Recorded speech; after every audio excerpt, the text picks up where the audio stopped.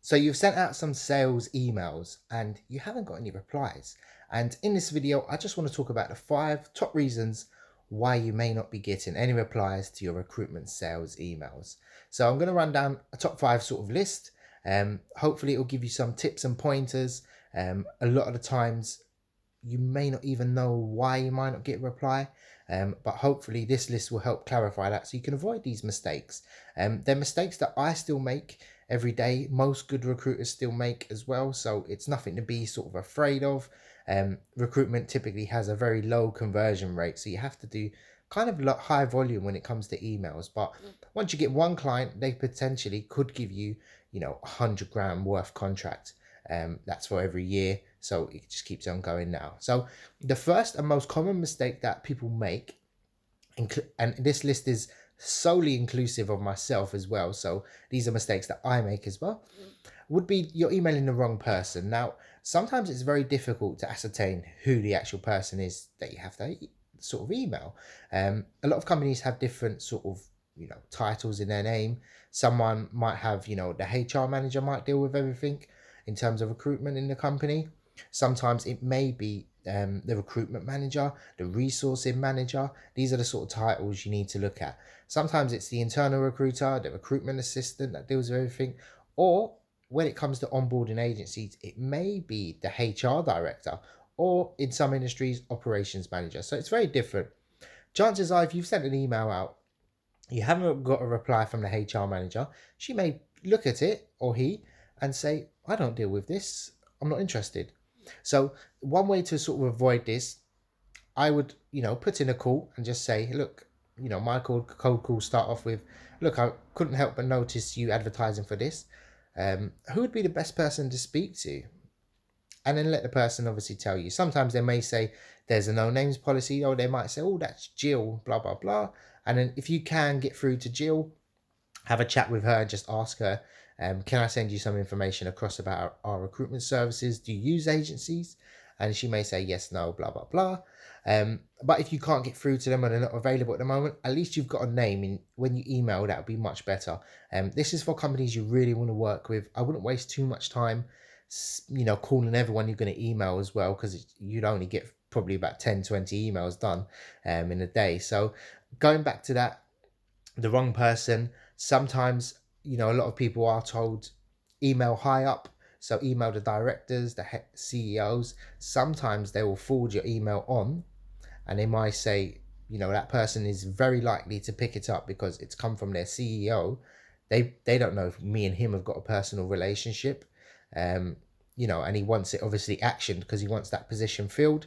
He's got an incentive to make more money for the business. And if that position hasn't been filled for 3 months and a recruiter's offering their service, he's probably like, yeah, use them. So that's a good way to obviously get around that. Now, another reason which brings me to my second point, is some companies that might not even have a CEO. So you're emailing companies that are too small. Now, I talk about Honest Channel, a good little method. It's the 8-2 rule. And what it is, it's you send out 100 emails to companies that have between 70 and 200 employees in your sector.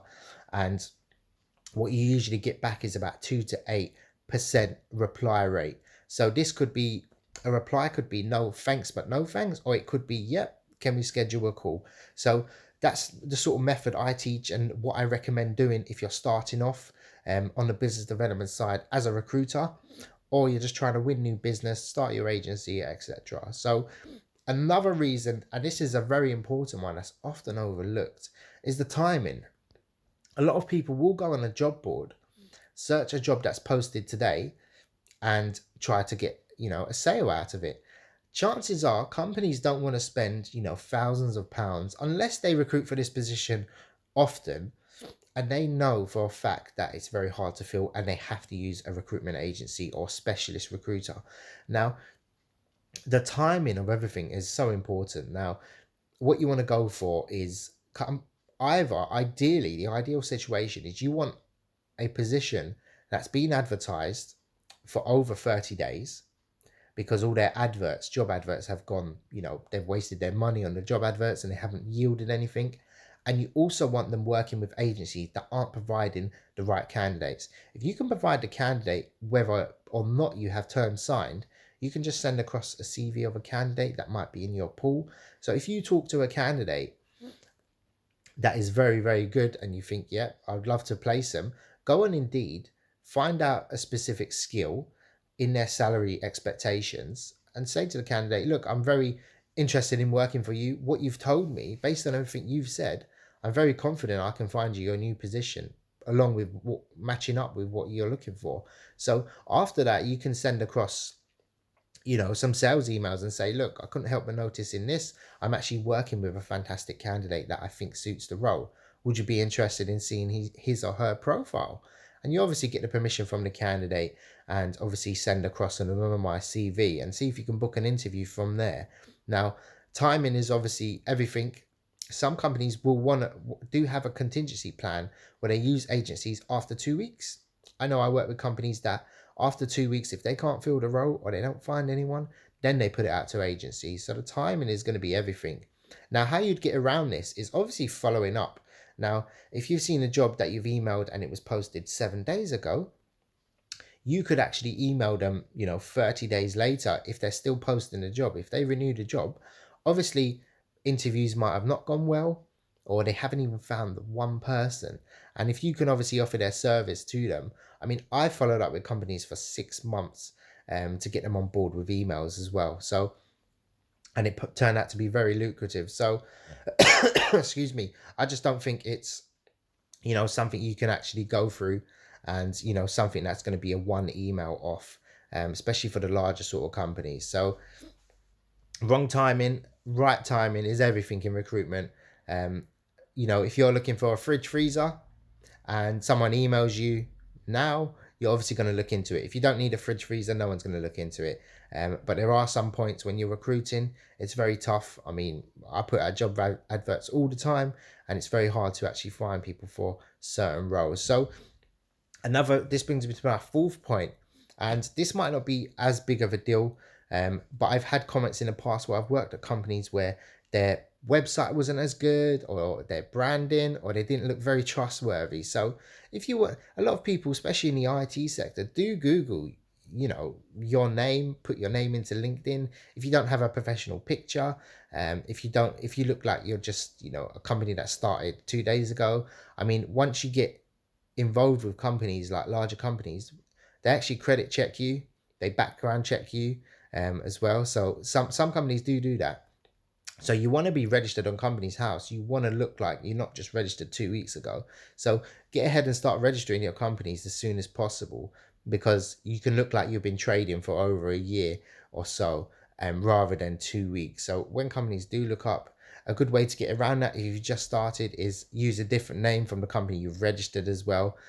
So you'll be, the best recruitment company, but you're registered as, ABC Elite Limited or something.